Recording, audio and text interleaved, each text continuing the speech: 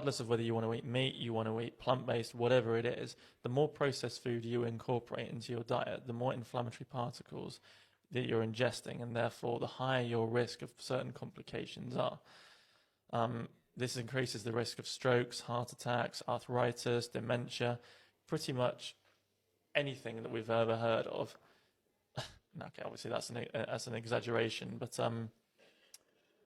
your diet is one of the most important things that you can control. Diet, physical activity, and sleep. And not smoking. If those three things are on point... And not vaping. You're going to do everything better. Yeah, of course. You know,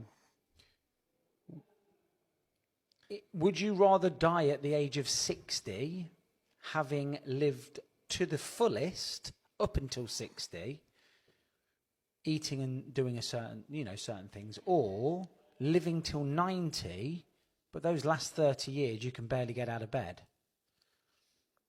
You know, it's quality, not quantity in a lot of things, isn't it? And those three things are paramount. Yeah, of course. And I think sleep, actually, not really something we touched upon. Sleep is unbelievably important. Sleep is the key. Have you read the book Why We Sleep? I'll give you a fact. This is really interesting. How many people out of the 100 do you think can sleep 6 hours a day and show no signs of sleep deprivation? How many people out of 100 can sleep less than 6 hours a day? 6 or less. Can sleep 6 or less and show no signs of? Sleep deprivation. 0? 0. Is it 0? Okay, because I've looked into this, I've read all of these books, and I understand how important it is. It might have been you that said this, but it might not have been you. But the increase in chances, or the chance of you getting heart disease or cancer, the significant increase if you're getting religiously less than 7 hours a night or something, is off the scale. You know, it's not like 10% increase, it's like 500% increase or something stupid like that. Which is amazing, isn't it? Because it's a part of everybody's life that I guess in many ways is neglected, particularly as an adult. Lots of caffeine, lots of alcohol close to bedtime. But what kind of effect does nicotine have on sleep? Does it have an adverse effect? I would have thought so. I mean, essentially nicotine levels. Is it a stimulant? Is it a stimulant? I mean, it actually relaxes people. The thing that I find most frustrating about smoking is that it's used to restore nicotine levels. Now, you and I don't smoke, therefore our nicotine levels are very stable. Let's say a typical nicotine level, if you can imagine a graph runs across like this. When you have a chronic smoker, if they don't smoke, what that happens is their nicotine level drops to a much lower baseline, and therefore when you have a cigarette, you're only having one that puts you back to around a normal level anyway. So do you and I have a nicotine level in our body then? Yeah, of course. Yeah. Because tomatoes contain nicotine. Did you know that? Well, nicotine is a compound that's found in lots of things, but that's the thing that's so frustrating about smokers is chronic smokers get to a point where they're having a cigarette just to feel relaxed as everybody else anyway, because all they're doing is restoring their nicotine to a level that it would have been had they never picked up a cigarette. Which is similar to people that drink a lot of alcohol. Yeah, it's similar to all drug addictions. Yeah. You know, I know people that can drink 8 pints and you wouldn't know that they've even had a drink. Yeah. Because they've been drinking 8 pints for 25 years. Whereas somebody that hasn't, 1 pint and you notice it. So, you know, if you and I go and have a cigarette now, our nicotine levels would be, I don't know, but does it send you off your head? I don't know, I've never smoked. It must give you some sort of buzz. Nicotine withdrawal is genuinely terrible. People feel unbelievably anxious, shaky. They can't focus on anything. They cannot organize their thoughts. And the reason is that they're not getting that relief that cigarettes or vapings give.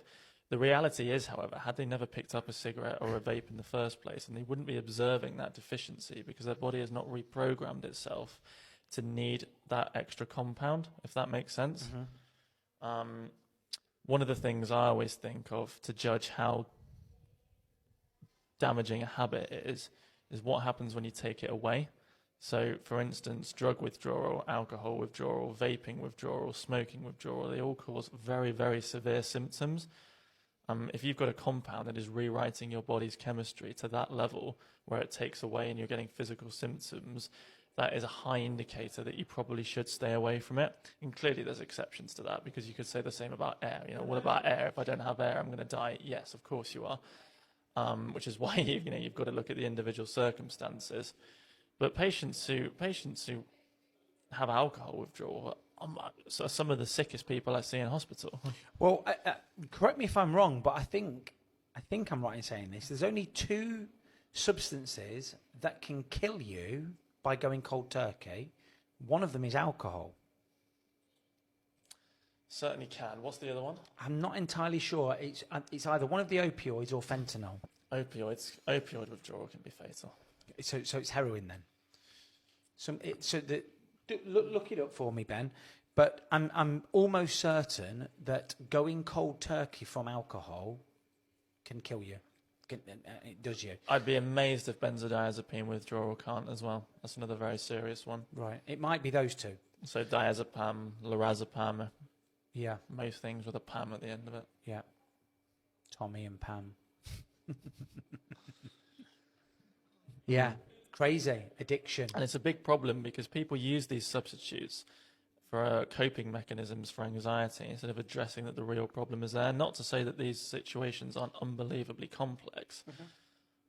But the more unhealthy habits you add to try and reduce those symptoms, the reality, the bigger the pit's becoming.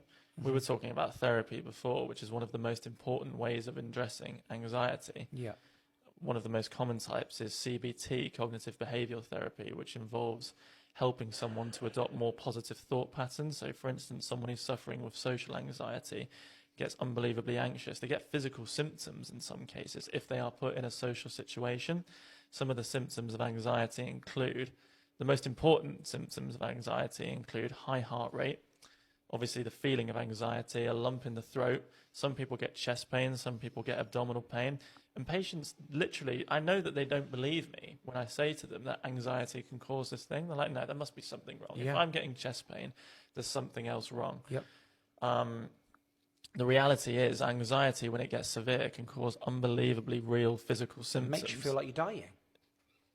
Having a I heart can't attack. speak from personal experience on it, but some people certainly do mistake heart attacks with anxiety. Yep. Absolutely. But one of the biggest problems we have in healthcare is this one of the biggest problems that I see in healthcare is this expectation that the doctor is there purely to serve you rather than to work with you. And I hate this narrative of, oh, well, I'm not responsible for anything. Because if you adopt that mindset, then one of the conclusions that people sometimes take from that, well, if I'm not responsible, I have no power to change it. Well, clearly that's not true. One of the most important indicators as to whether CBT therapy is effective is the patient's engagement. But there are 2 scenarios which typically, 2 of the scenarios in which CBT therapy is far less effective is in the case of unresolved trauma or environmental stressors.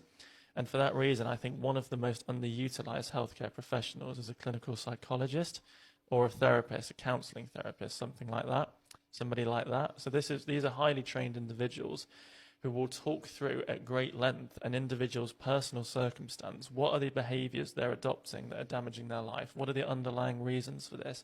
Are there any underlying traumas which have skewed or shaped certain perspectives? And led to people adopting unnecessary or unhelpful habits which are affecting them on their day-to-day life. I don't think that's a process that enough people go through. There is no substitute. There is no pill you can take that can substitute having a heart-to-heart with your friend. No. And that's essentially the mainstay of this therapy treatment. Yeah. But if you can imagine, like, if we were to put people in different environments, the pathologies that they go on to develop become completely different. I'll give you an example we've seen, in the last few decades, we've seen an exponential increase in the number of children being diagnosed